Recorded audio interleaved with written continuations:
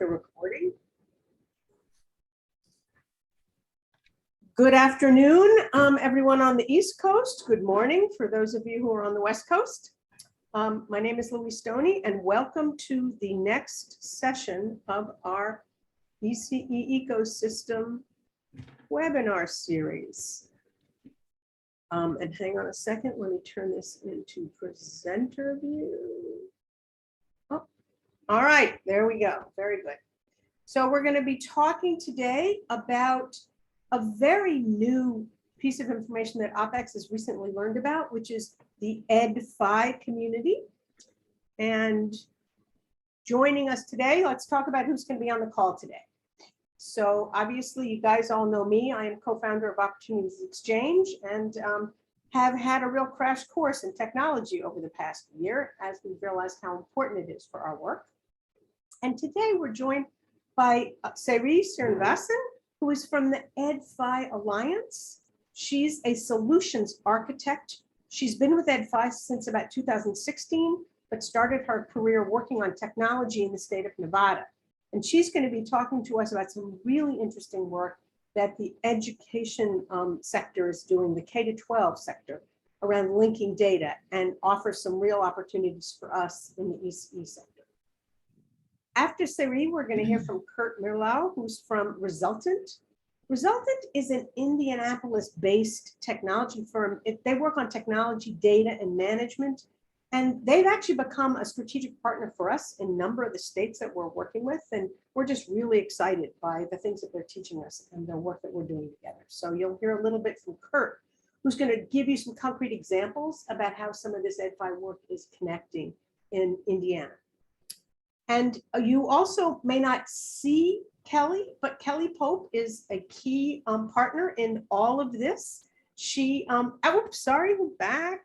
She put together this webinar and has been a huge partner for all of us. She's a new member of the Opportunities Exchange team, and we're thrilled to benefit from her expertise in education technology and venture philanthropy. So I'm going to begin by just giving you a little bit of grounding in this work from the perspective of someone who is not a technologist or an expert in these issues. And what you see here is a picture that we've created at Opportunities Exchange. Many of you may have seen this before, which talks about the early care and education ecosystem. And basically, what we're trying to do is create ways for data to be able to transfer seamlessly among systems. So many of you know that we've been very focused on child care management systems, making sure that all providers use child care management systems. Ideally, what can happen once we get all child care providers using those systems is that you can pull data out of them around availability by age and services. So our search functions can have real-time data for parents. We can also begin to link in a strategic way licensing data, data from all sorts of other sectors like Head Start, Early Head Start, Pre-K. We can link subsidy management, professional development. So the bottom line is we can really begin to have a state-of-the-art ecosystem where data is moving seamlessly and easily among systems, and we have the information that we need to make decisions. One of the things that's super important as we move into this space of mixed delivery early care and education systems is that we build systems that include both private childcare and public pre-K together in one place. And that's a very new thing, and it's going to require deep thinking about data. So that's the conversation we want to begin today. So one of the things that we've learned recently is that the K-12 system has begun to use data to inform decision-making, improve learning and engagement, and address a lot of inequities. And they've been doing that through this community called the EdFi Alliance. And we're going to hear from Seri about more details about this. But basically what they've done is to create a common data standard. So rules for how data should be formatted and exchanged between silo systems, and national rules so that you have some standardization across the nation. They've also worked on technology tools that make implementing those standards easier to do, and also dashboards so that you can visualize them. And they built a national community of educators, technologists, and thought leaders. So we're going to hear more from Sayri about that work. The bottom line is that if we're really going to get into this space where private sector early career education, private childcare is part of the early career education sector, we need to understand how we can be part of this EdFi community. So our first step is really helping you to understand what that's all about. And the benefits to children, to families, to private sector providers, there's many of them. I just listed 3, which are super important to us at Opportunities Exchange. Real-time data, right? You hear us talking about this again and again and again. This is another doorway to real-time data.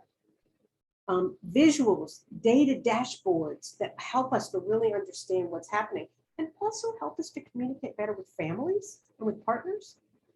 And also streamlined reporting so that we're actually replacing paper with technology and we're not mired in multiple data systems and multiple reporting and multiple paper-based things, but we're actually able to streamline data in a seamless way.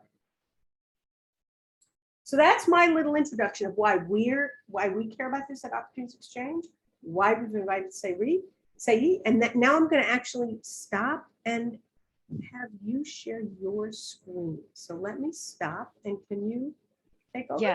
Yes, Louis, thank you so much. Good afternoon, everyone. I hope that you all can hear me okay. Just give me a thumbs up, Yep, Louis. I can hear you Okay, just fine. perfect.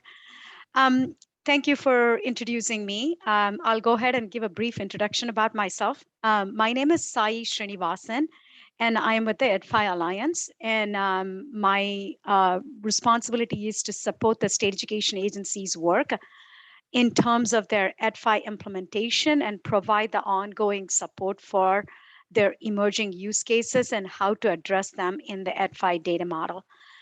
So it is my pleasure to join this group and talk about what EdFi Alliance is and what we provide and what is the data model and so on. So with that said, I am going to go ahead and share my screen.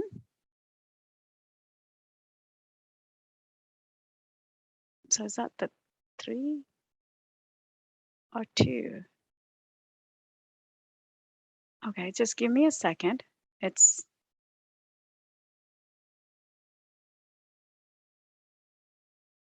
So tell me which screen you're seeing, Louise. I think it's that Zoom. I am seeing the PowerPoint. If you can put it in presenter mode, then we won't see your slides down the side, but it doesn't, we can make this work either way. There you go, perfect. Okay, perfect. So it's on my 3rd screen, so I just have to turn myself here this way. Okay, you've heard about EdFi Alliance. I want to give a brief introduction about what EdFi Alliance is, and then I will get into my slide deck. So EdFi Alliance is a subsidiary of Michael and Susan Dell Foundation.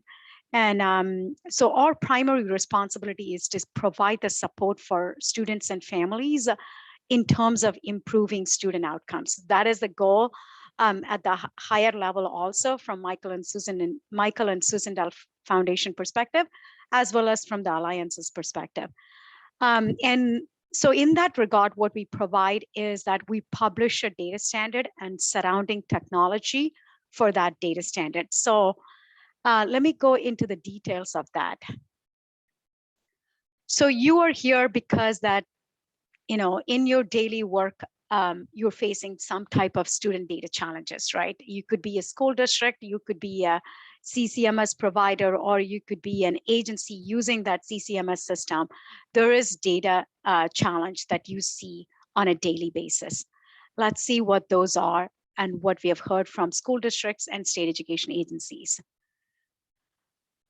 I want to just put all of those together. So the data is manual, right? And what that means is if you take the K through 12 spectrum, school districts often having to submit the data to the state education agency, which means that the data is, what they have to do is they have to take a CSV or spreadsheet and send it over to the state education agency. So there's always a human person who's doing the work of uploading the CSV files. And at the state education agency level, there's a download of that CSV file. So it's very highly manual. And the data is old. And when the data lands in the hands of teachers or other educators or state education agencies or school districts, the data is a couple of days old or weeks old or months old. So it becomes unusable at that point. And then data is partial, right? So oftentimes you only get to see a slice of students' data, right? Either students' enrollment or demographic or the program participation, whether it's homeless or SPED or migrant, all that. So you don't have the ability to see a full 360 view of a student's data. And then the systems that are having that data, that students, that slice of data or just a combination of that data is fragile because they are legacy, they're old. And if you add one thing to one piece of the system, the other piece breaks. And compliance oriented. So if you take state education agency as an example in the K through 12 spectrum, they are compliance oriented, right? So they often have to submit the state reports as well as the federal reports. So the data that comes and lands in the state education agency is an aggregate number, like, oh, these are the attendance days for this student for this reporting period. It's not on a daily basis and not in near real time. The data is landing. And then far from the classroom, right? Teachers are not getting the data when they need it, right? They have to get the data when they need it so that they can provide that personalized instruction to students. So these are all the challenges that everybody in the education space experiences. And now let's see how the IT looks in the back end that's supporting all of those data systems. It's highly complex, right? Your classroom is in the middle and all these data systems are there existing in a siloed way and connected in a way of transferring the data manually, right? And as I said, it's because it's not highly scalable. It's just that you're patching it up with enhancement over enhancement over enhancement. At some point, it's just it breaks. So with all those problems on the IT side, as well as on the program and business side, how should we enable or solve those problems? This is where EdFi comes into play. So we need to talk about what data interoperability is before we discuss how EdFi fits in that space. Data interoperability, like Louise mentioned, it's a seamless and secure way of sending data from one system to another system, right? So that means that individual systems are talking to each other in a common way. And that common way is what the EdFi Alliance provides as the data standard. It's a common data format is what we provide. So let's take an example to understand how this data standard enables a state education agency or a school district or a CCMS provider or an agency that's having that CCMS, right? Child care centers. So if you take a pseudo use case, for example, John Smith coming into a school district called Grand Bend Middle School for enrolling himself in 7th grade. The registrar at the district is going to be typing in John Smith's data, right? First name, last name, date of birth, and some demographic information like race, Hispanic, whether the student is a Hispanic student, and whether that student needs homeless service or economic disadvantage food service, and so on. So that data gets entered in the student information system, right? In order for school districts to send that data over to a state education agency in a manual way, it takes days. Whereas with the EdFi adoption, what happens is the student information systems are now enabled to send that data in an automated way through the EdFi API. I don't want to get into the details of this, but just through this automated transport mechanism, they're able to send that John Smith's enrollment information to the hands of the teachers or educators or districts or state education agency, whichever that destination is. So when that data gets landed in near real time in EdFi format, what happens? Teacher is able to provide the necessary instruction that John needs, right? Individualized instruction is possible. And John's transportation arrangements are being made, right? Because he's coming from this address that needs transportation. And John's assessment results are being shown to the teacher. So what happens in this case? A 360 view of the student is available to teachers and other players in the education space. And yes, parents can see John's performance and John's graduation plan and so on. And of course, state education agency can send that data, John's data, for membership reporting to the US Department of Education under EdFact submissions. So all of these are possibilities when you enable automated transport of data in a common format. And that's what EdFi provides. EdFi provides the standard and also the accommodating tools, technology tools.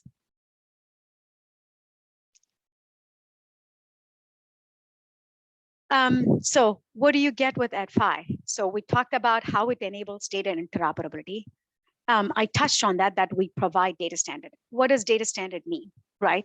It's a foundational data model for individual systems to adopt and talk to each other, right?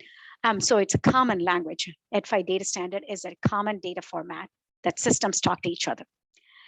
And we also provide that operational data store. What that means is it's a comprehensive database where agencies can collect student information, staff information, anything pertaining to the student outcomes, whether it's directly or indirectly associated to students' performance.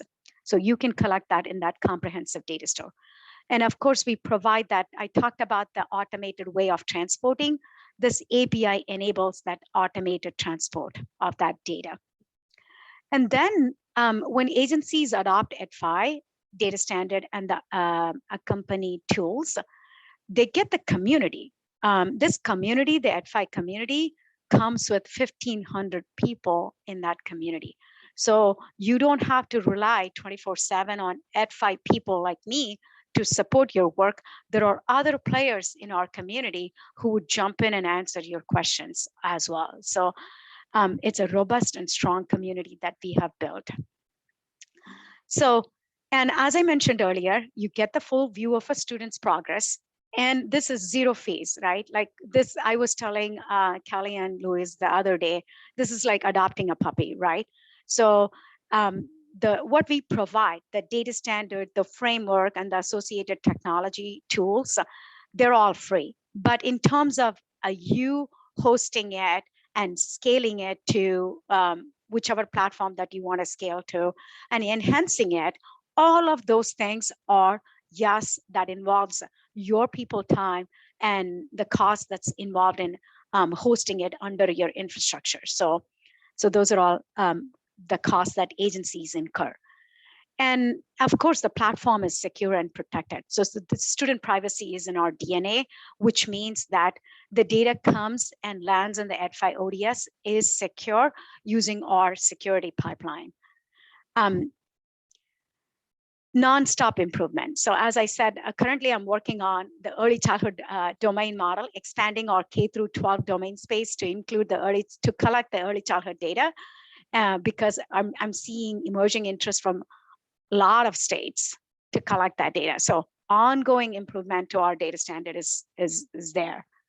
And support teachers' choice, right?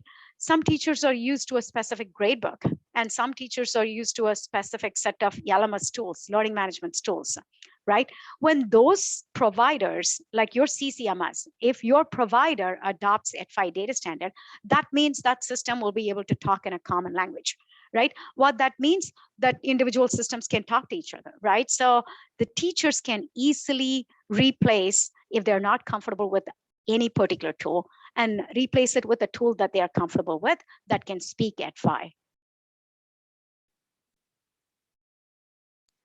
So what does this mean for you? Right? It means that you get the full view, transparency of student learning. Does the student on track, or is this student behind track, right? And does the student need any intervention services? So all that is possible, and I already discussed 360 view of the student is possible, and flexible, scalable, and responsive data collection, right? So you don't need to have this complex IT infrastructure the data in those siloed systems are really valuable. As long as they are talking to each other, then those systems can exist with that valuable information, right? But they have to just share that information across each other. No duplication exists in this case. That valuable information exists in one place, but it'll be shared with other systems. Future-proof architecture, as I said, that we have that K-12 foundational framework and the standard, we're now expanding to accommodate early childhood. And teachers selecting the best of breed tools, or other people selecting the educators, the principals, or the leadership in the state education agency or the district can choose the best of breed tools that can speak EdFi. And of course, we saw the federal reporting possibility with EdFi. So state education agencies need to send federal reports to US Department of Education. That's possible with this EdFi data standard. So we talked about what EdFi Alliance's mission is and what data interoperability is, what challenges that agencies face, and how EdFi solves that data interoperability problem, and how it solves the problems, the student data challenges that you all face on a daily basis, right? Now, when you enable that foundational framework piece in your agency, what other problems can you solve with this data interoperability already in the picture in your agency? So I'm going to give you some examples from several states that have adopted EdFi and how they've enabled other use cases, right? In Arizona is one of the pioneers of EdFi. So they've adopted EdFi in 2015 or 2016.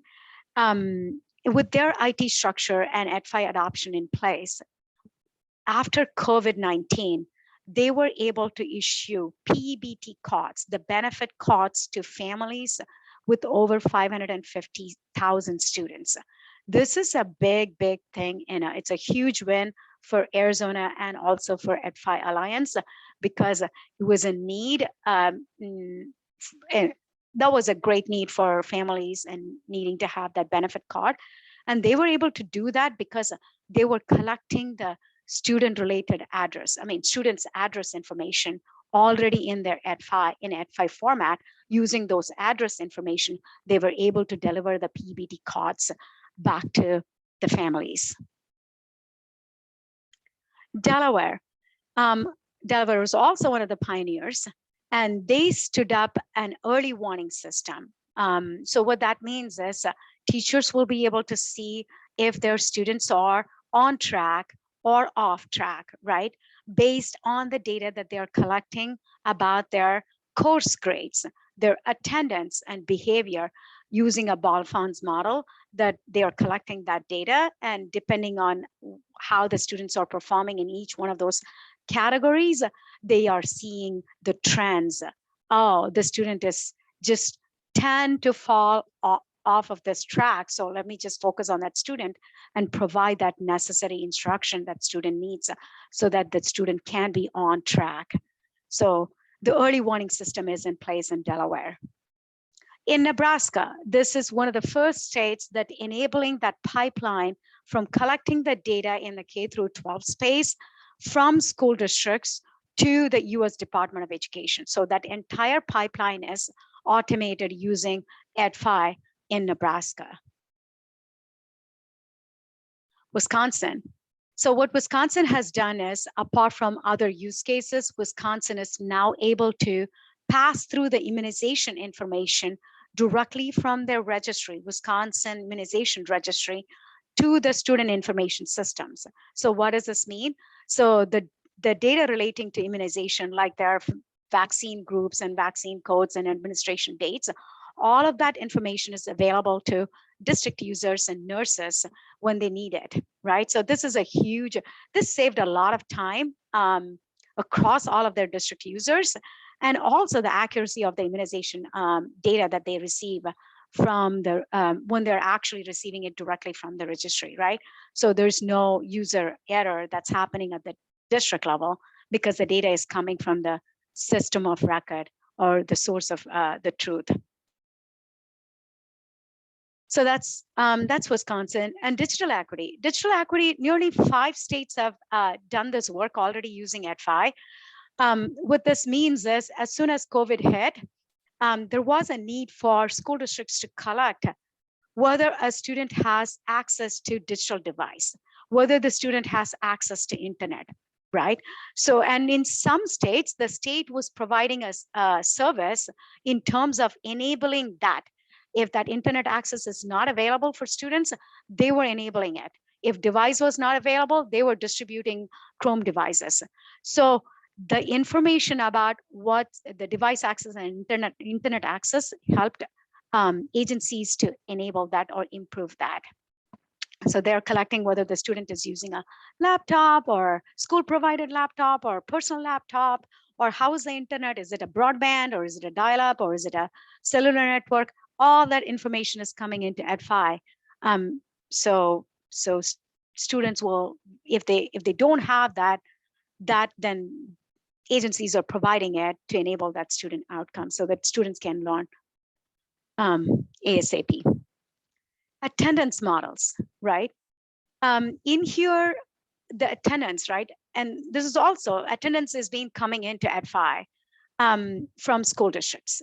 And what that means is, earlier, when it was for compliance, the attendance was coming in an aggregate way. Like, okay, at the end of the school year, here's the total number of days the student has attended is this, right? Or per reporting period is this. But going with the EdFi model, what happens is EdFi enables you to collect the granular information. You could collect the attendance data at the daily level or at a section level. The possibility is there. If you still want to collect it at an aggregate level, agencies have done it as well. So various models are available for attendance capture. But after, the point that I want to make here is, after COVID hit, that people want to know how students are learning, right? Are the students learning in a virtual setting or in-person setting or in a hybrid setting? So that information is also coming into EdFi by a group of community members. EdFi community members expanded the model to capture how students are learning on a daily basis in the classroom. So with all that said, we are here to ensure that your state can make sure that your student data is accurate, secure, and usable with the EdFi data standard and the framework. So I am here, and behind me, there's a big community out there to support all your work. And with that, the introduction to EdFi and what we offer and how we solve the data interoperability problem ends. So back to you, Louise. Thanks so much, Saeed. And now we're actually going to turn to Kurt, who's going to talk a little bit about, hang on a second, let me get back to my screen here. Actually, you know what? Let me just stop sharing my screen again. And whoops, sorry, I'm having trouble here with my cursor. All right, stop share. And let's, Kurt, where are you? I'm looking for you. Want to make sure? Hi there. Okay, let me make sure you can share your screen. Have I made you a co-host? There you go. Okay, you should be able to share your screen if you want to. You may just be talking. I don't remember what you're doing. You know, with me, you never know. Give me a whiteboard, give me the opportunity to share a screen, I just might. So stay tuned. Really appreciate Opportunities Exchange for really being on the cutting edge of this conversation around interoperability in the early care and education space. And the EdFi Alliance for also being progressive and working with states to identify those data needs. And you heard Louise say that you know, this is a topic of interest growing. You heard that also from Saeed, and you heard a lot of examples of how K-12 has adopted the EdFi data standard to address some of the data problems that the early care and education space is also plagued with. And so I am with Resultant. We're an IT and data management consulting firm, and we work with a number of states on a variety of IT and data related projects. And one of our clients is the Indiana Department of Education, who over the last several years has adopted this data standard. And today, the Indiana Department of Education is getting real-time data from school districts across the state using a variety of information management systems. And so we saw that, we understood that, we saw the benefit of it. And then we looked to our other client, the Office of Early Care and Out of School Learning. They were plagued with similar challenges that the Department of Education was. And we said, wait a minute, we believe K-12 is on to something here. And we know that the Alliance has talked with states about how to incorporate early childhood data. What if we looked at extending this solution into the early care space? And Saeed was not understating the value that there is in the Alliance and the community. And so we were able to call up folks a part of the community and say, are we crazy here to think that what's working in K-12 with data interoperability could be applied to early care? And they said, no, absolutely not. In fact, a handful of states are trying to figure out the same thing.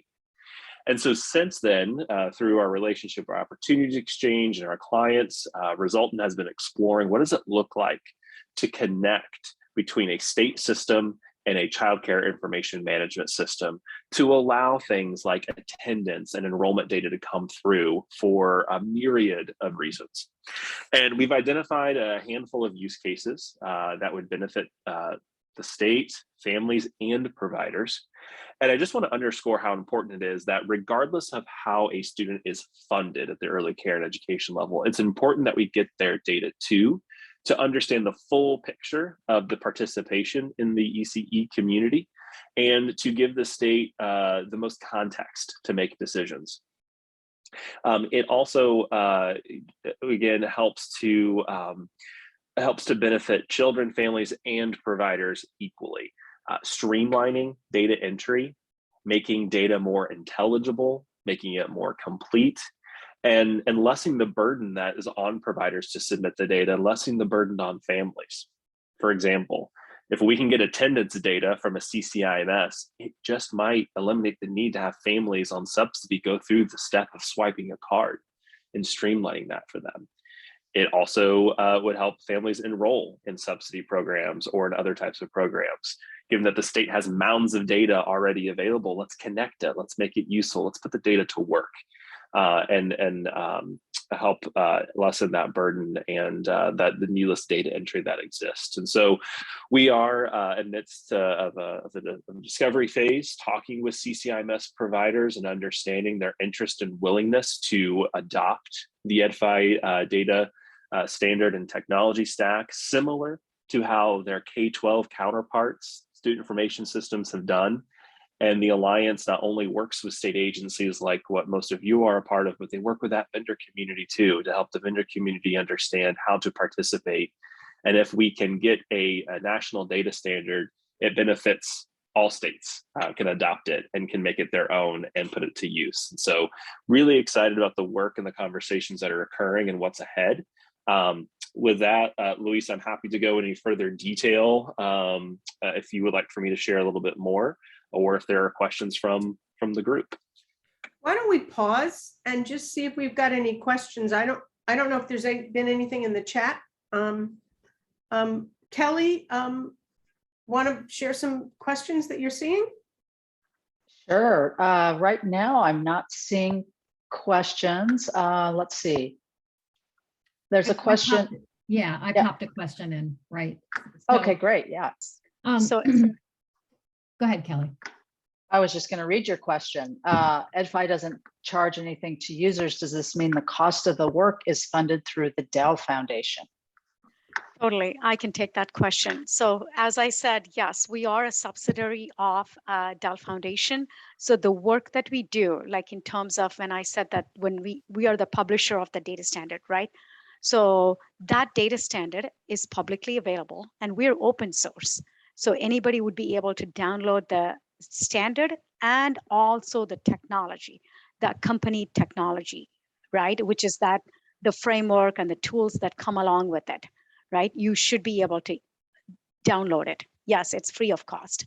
But where I said that you would incur cost is that in terms of you hosting it, in terms of you making it work for yourself, like you could have a transportation use case, but the model couldn't support that use case, right? So you might expand that.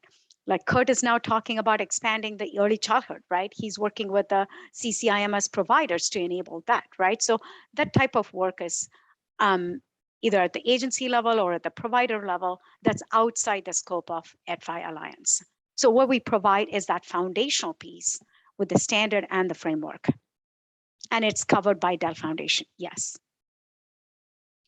Saeed, I think we've got another one for you here. How does EdFi align with CEDS? I like this question. I can never have a webinar or a conference without that question. So thank you so much for us asking that. I'm glad that you know about the standards. So yes, so the way we have a collaboration agreement and it's there in our documentation site as well. And we truly value that collaboration agreement. What that means to us and to agencies is this, right? Anytime when there is a new use case, let's take this example, the early childhood example, right? We all know that there's a model that exists on the CEDS side too. Now, EdFi agencies are wanting to expand the EdFi model, right? So when we expand that, we always look at what is available in CEDS. And let's see whether we could be aligned to what's available in CEDS. So that anytime when there's a new data element needs to be created, either on the EdFi side or on the CEDS side, both the organizations are talking to each other. And I attend many of their webinars and working sessions, and the other way is true as well. So Dwayne attends all our side of the work as well. So there's constant communication and conversations and collaborations going on anytime when we want to expand the model. So, and also we publish how our alignment is. Like in every time when we come up with a new version of the data standard, we make sure that we just check with at CEDS standard, the latest version of the standard, and we publish it openly, publicly, that this is how the mapping is being done between the two standards. I like to say, Saeed's gonna really laugh at me, that they are best of friends and they have each other for dinner all the time. They get along really well. They're not at odds at one another, and it really is a good kind of connection point. But that's a great question. You know that some states have chosen to align to one over another. Saeed, it doesn't have to be like that. Like both the standards can coexist because there's a place for both standards. So both standards, no need for choosing one over the other. That standards can, and that's why I was bringing Nebraska as an example that had automated just from the point of sending the data from the districts to the state education agency, that they use EdFi, and from state education agency to CEDS or EdFax, they use the EdFi pipeline to send the data in CEDS format. So both standards can coexist. And that's an important point too, to say why it's so important for the ECE sector to connect to the K-12 sector, because for example, one of our use cases is to help that transition to kindergarten. Indiana wants to create a dashboard that would allow a kindergarten teacher to see what the early childhood experience was for the kiddos in their classroom. And so no matter if a Department of Ed has been aligned to CEDS or aligned to EdFi, if the ECE sector wants to align to EdFi and DOE is on CEDS, that's okay, right? Yeah. Because it's that K through, when ECE is aligned to K-12, K-12 is already aligned to CEDS. So that pipeline is established for you. I have a question actually that relates to sort of an aha moment that I had when I was listening to you say when we were planning, which is, so I very much want to get real-time data that includes both public school settings for pre-K as well as private settings for pre-K, right? And most of our childcare search functions only have childcare licensing data. Now, I've historically thought that the only way we could get this was to have education departments sending data over to us. But as I started listening to you, realizing, wait a minute, school districts use their version of CCMS. They might be called Power School, they might be called something else, but they have the same technology. So maybe the issue is just like we're trying to link childcare provider, childcare management systems, schools, we could pull that data into your operational data system and that could give it. So am I crazy? Like, No, you're help not. me You're not. understand whether Just what I just totally. described is real. Totally. We are hearing as we are doing the discovery process, and Kurt is probably miles ahead in the space with Indiana's work. What we are doing is we're doing the discovery process with EdFi states. I want to quote Nebraska, South Carolina, and Minnesota. They are already collecting, and Indiana too.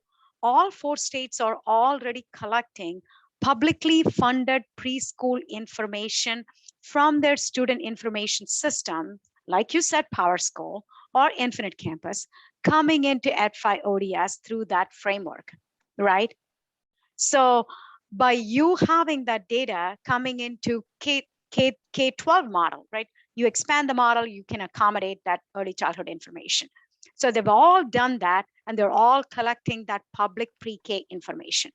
What they're not doing right now is that private pre-K information, right? So the way that they're collecting that public pre-K information, we should be able to do the private pre-K too, once we work with the vendors, the providers of those private pre-K. Got it. Thanks. Say, there's another question here from Patricia. Patricia, it's a long one. Do you want to just unmute yourself and ask Saeed? Hi, yeah, sure. Thanks for the opportunity. I'm just wondering, one of the things that I've always hoped we would start sharing data around is the registry and how the providers put all of their documentation for their training in the registry. And then if they move to a different state, they basically have to go through that entire same process all over again because the state registry systems are not talking to each other. This also becomes a problem on the level as far as being a presenter. I'm someone who's been a presenter for the last 20 years, and I have to get registry approval in every single state that has a registry process, rather than just going through it once and having all that information shared across the state lines. Have you talked to anyone in registries or? So give me some more details about your registry information. Which registry are we talking about? So it's usually referred to as a registry, capital R. States have them. I'm in Wisconsin. Wisconsin has a registry. Many other states do. Not all of them do, but many of them do. The workforce, So it's a workforce registry. Yeah, It's a place to put your training hours. They can track your education, and they usually have different levels that, based off of how much how much training and education you have and experience, you achieve certain levels in this registry that others can see when they go to hire you into different positions. Okay. So it looks like this is in the P20W, right? That W, the workforce side, is what this is coming into. That's where this is being used. Yeah, thank you for that expansion. Professional Development Registry. What I might have to do is I might have to take that question to see if our vendor partner is working with any of the providers of that registry or the agency that they're working with, to see if the conversation has been kicked off, or is this something that we could in the future enable. If they could speak, if the registry could speak EdFi, then that data could come in automatically, right? So I'll take that as a homework. I don't have an answer for you directly right now because I don't know whether we're working with the registry at this point. And just since you're being from Wisconsin, Wisconsin is a great citizen in the EdFi space. So I can talk to John Rapp to see if that's something that they have heard within their agencies. So thank you for that question. So this is Sharon from OpX. Let me just jump in for a second here, because I think, and I can't turn my camera on at the moment, but I think this would be very similar to like teacher certification. Oh, I Um, see. Right, Okay. and so some states have reciprocity. So if I'm a licensed, if I'm a certification is the word I'm thinking of, but you know what I mean. If I'm credentialed in one state, that credential may be recognized in another state or several other states if they have Okay. reciprocity. I think this would work in a similar way in order to be able to take your education and your professional credentials from one state to another would depend on whether or not the states were cooperating. So So Patricia, I think that's down the road, but it's not impossible. totally. So if I were to add to that, we do have a domain called the staff domain, and we also have an Indiana. Indiana is also looking into having the collaboration between the teacher preparation programs and credential system to come to land the data into EdFi so that they act as a mediator between the local school districts and the higher ed institution, right? So the credential is probably getting transferred over also, right? This is a vision that Indiana has using EdFi, that they want to just use EdFi as a pass back mechanism from higher ed institution data, teacher preparation, how many candidates are getting graduated, how many candidates are getting employed at the school district level. So to let you know, yes, we do have a model for capturing the staff information. Yes, it can be done in terms of transferring staff related information from one place to another. But are there agencies doing this at this point? I am not aware of it. I have to check. That's helpful. Great, thank you. So I have a question, especially since we're talking about connecting early childhood with K-12, and now we're talking about workforce. There's been a dream of having kind of a single unique identifier from sort of, early learning to through P20. And I'm wondering, does EdFi incorporate that, or how in states where that is implemented, which are very few, how does EdFi work with that? I wish I could show you that complex diagram to you, but I'm going to stop. Rather, I would just speak. So yes, we have incorporated how a student ID gets issued between the unique ID system and also for the staff, right? So what happens is a state education agency has this unique ID system, right? For every student, an ID is being issued. So let me speak from the K through 12 side, and we can expand it to other areas as well for staff, as well as for early childhood system students. So if you take the K through 12, and if John Smith is coming into Grand Bend Middle School and he's a new student, he needs to have an ID, right? And there is that unique ID system in the state education agency. So when the registrar enters his critical information, right, like its first name, last name, date of birth, sex, and so on, if that information is entered, what the student information system does is they communicate with our EdFi API, so the EdFi framework. And the EdFi framework talks to the unique ID system, gets the unique ID system, the unique ID system will then create a new ID that gets passed back to the student information system. Now the student information, the registrar who's entering the data will now see, hey, a new unique ID is being issued for John Smith. That unique ID then will be saved in EdFi.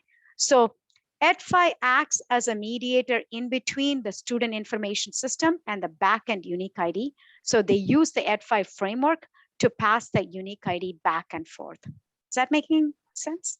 Yeah, that makes sense. And I think it just creates the ability to have a broad and sort of longitudinal view of a child's performance and assessment over time. Correct. Totally. And also for moving into workforce too, right? A student becomes a staff at some point, and that staff could be a parent too, right? So the unique ID plays a role in all of those categories of person type, right? Student being a person type and staff being a person type. In addition to assigning a unique identifier for a student, so in Indiana, for example, we don't assign a unique identifier for every student in ECE, just ones in our pre-K program, but with EdFi, we will. We can assign also a unique identifier for all of the workforce in the ECE sector, as well as a unique identifier for every program. And so that we've got just standard organization, so we can tie a student to a teacher and to a program, all with that unique identifier. As many states have multiple identifiers for licensing types and things like that, or different systems, this gives a unique identifier across the board. I think I saw a question here.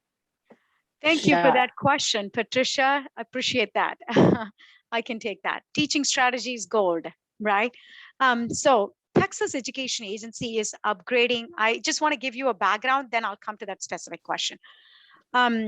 Texas Education Agency was an early adopter states, one of the early adopter states too. So they were on 1.0 version of our EdFi, and now they're going into our latest version of EdFi. With that, their need is that they want to certify meaning that they want to onboard all of their ECE assessment vendors, including Teaching Strategies Gold, to speak EdFi. So they are going to be, so we're working with first, we have cohorts, pilot cohorts, right? So we can work with all the vendors at the same time. So we're creating a pilot, and in that pilot, in the first phase of the pilot, CLI is coming into working with EdFi Alliance in terms of getting them certified, in terms of enabling that connectivity between CLI and EdFi. So similarly, in the future pilot, that we are going to be including Teaching Strategies so that they can send the assessment work, student assessments to EdFi. Does that answer your question, Patricia?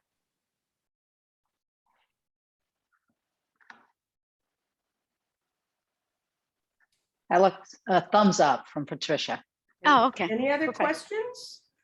So I just to follow up on that a little bit, wondering how it is working now with vendors, ECE vendors specifically, if you've had any conversation with CCMS vendors, and how that has gone, and would you recommend kind of moving into this cohort model to try to get a few vendors kind of on board with implementing EdFi? Certainly, I'm going to just defer just the first half of the question to Kurt, and then the second half of the question. Yes, it is my pleasure to work with Resultant staff. Yes, we want to work together in a collaborative way to onboard ECE vendors to EdFi.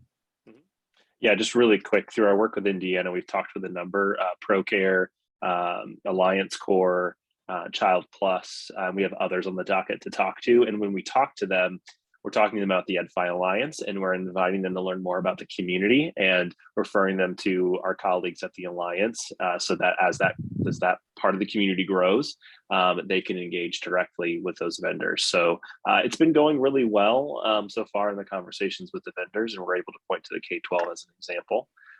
Said, do you want to answer the other part of that question? And then I do see another question in the chat too, I want to make sure we get to. So what we are like, Kelly, as I said, that the first cohort is in Texas, the first cohort is starting. So CLI is going to be the first one. And then in the second or third phase, we will be including rest of the assessment vendors. I am thinking that initial legwork that we do with Texas will benefit Indiana. In terms of the CCMS providers, we haven't started the conversation from Alliance's side yet. I am in conversations with the Resultant, especially Kurt, to understand or just come to the level that Resultant has in terms of the discovery that they've done and what are the providers, how should we go about creating a plan for onboarding these providers and creating those pilots and creating the project milestones. So we haven't drafted the milestones yet. I think certainly that needs to happen so that we can bring all these CCMS providers onboarded. And Very the exciting. question in the the question in the chat, Tristan posted, if I could take a stab at that one. We're fortunate in that this has been done in the K-12 space, and numerous states and school districts have embraced EdFi, and it's becoming such a trend that vendors are becoming more and more familiar with it. More so and more becoming more familiar in the ECE space, but well known in the K-12 space. So we've kind of got a blueprint and a path of how to do that and engage that. And the Alliance has a robust community and levels of supports to help us familiarize vendors with the data standard. And it really does, as a vendor, it benefits them as a business because they're helping alleviate burdens that their customers have, sending data to the state, as an example. And then working with states to understand, okay, what does the technical environment need to look like? How do I stand up an ODS? How do I validate data? And working with them to do that. And Saeed and her team have been exceptional at helping states figure that out. Saeed, I'll let you speak to the complexity piece and how to navigate that. So certainly, like Kurt said, that the K through 12 space has paved the path, right? Like in terms of even in the SIS side, like on the K through 12 side, SISs are also, like Texas has created a plan for doing the pilots, right? Texas has very many, and Indiana has very many vendors too, 20 plus vendors there in the K through 12 spectrum, and they have done it over a period of years, right? 3 years or so in terms of onboarding the vendors. So yes, that plan needs to be there. And of course, some vendors could be small vendors, so they might need hand holding in some areas. So the Alliance and of course, the integration partners, right? The implementation providers for that agency will come in handy to support the vendors in terms of onboarding them to EdFi. So yeah, the proof of concept is definitely there in the K through 12 space.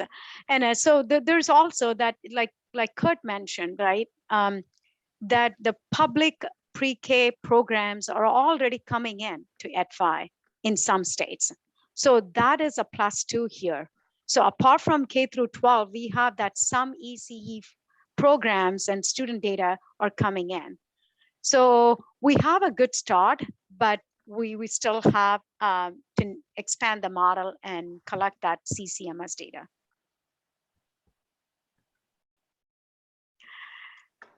We've got a question from California.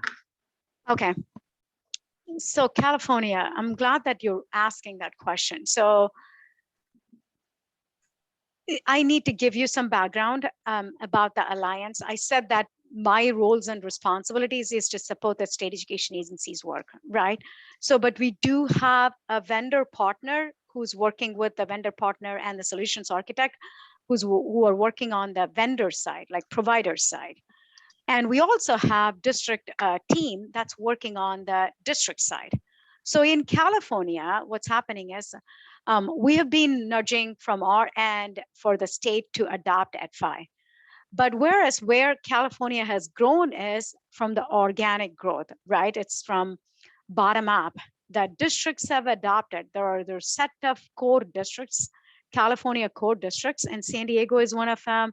And I think Fresno is, I don't have the complete list of California districts that have adopted EdFi. So there are a set of 10 or 11 districts that Michael and Susan Dell Foundation funded the work, and they have adopted EdFi, and they are sending, they're getting the data from their student information systems to EdFi to service their data analytics use cases. So in California, that's where we are. Like I said, from the bottom up approach, we still need to have that state conversation going. State is interested, but the decision is not made yet by the leadership.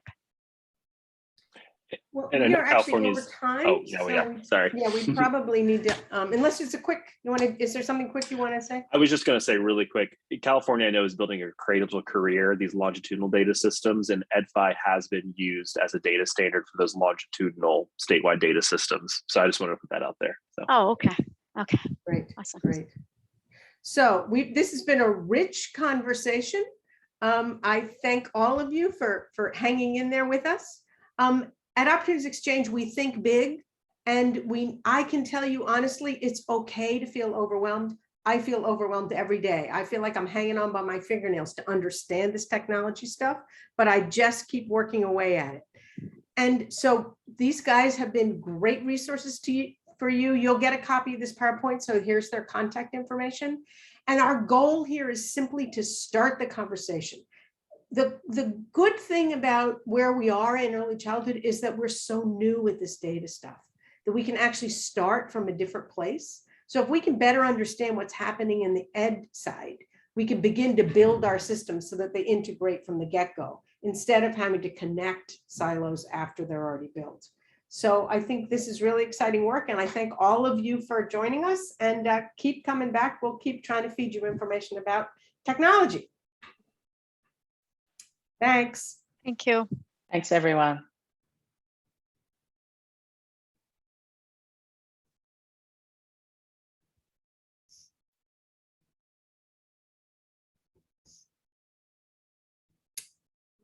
Yes.